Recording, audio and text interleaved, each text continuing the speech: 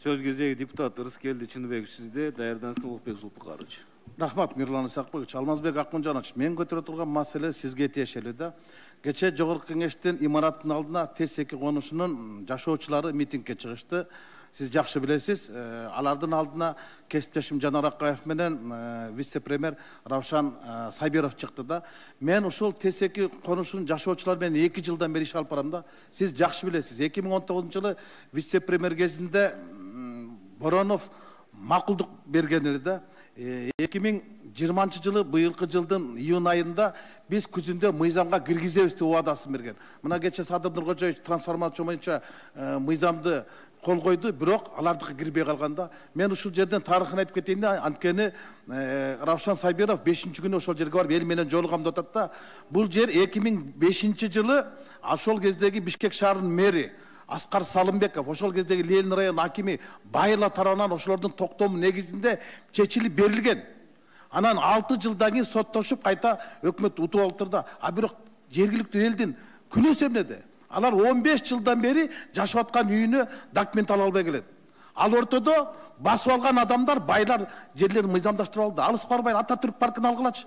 Жалаң премьерлер, спикерлер, министрлер, депутаттар басып алган жерине документ алып алды. А байкуш ТС2 конушунун жашоочулары 15 жылдан бери күтүп келип атат да, өз үйүндө өздөрү квартирант болуп жашап атат. Мына алар айтып атат, азыр санитардык зона буларга документ берилбейт деп. А бирок ошол ТС2-нин ичинде 8 гектар жерди завод салып алган бирөөлөр. Аларга документ берип койгон ичинен. А сыртындагы элдерге бүгүнкү күнгө чейин документ бербей кетет да. Мына эртең барам деп атат Равшан Сайбиров. Ал жакка Сокулук район акимин алыш керек. Анткени кайсы бир документтерде ал жер Сокулук районунда. Электр станциялар акционерлик коомунун башкы директору болуш керек. Бишкек шаарынын мэри Балбак Зарлык Кушталып баргыла. Ал дагы барып туруп ошо жергиликтүү эл менен жолугушуп жеринен чечип берсин. Лушковдун шапкасын кийип туурап жүрөт го, Лушковдо болуп иштесин. Ал дагы барсын. Анан эми Жогорку Кеңештин конституциялык оргонгон комитеттин чечими бар.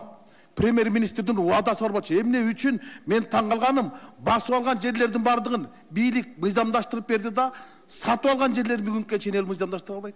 Байларга келгенде мыйзам иштейт, кедейлерге келгенде мыйзам иштей албайт. Бул калыстык эмес, бул калпыстык да.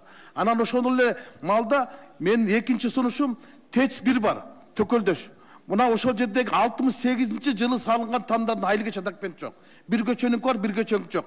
Айтат, бул жерде высоковольтный линия өтөт, бул жерден туруп өтөт деп уруксат бербей аптыр. А бирок бир үйдүкү бар, бир үйдүкү жок. Мен барсам, эл менен жолугушканда айтты. Ар ким үстөн $3000 сурады дейт.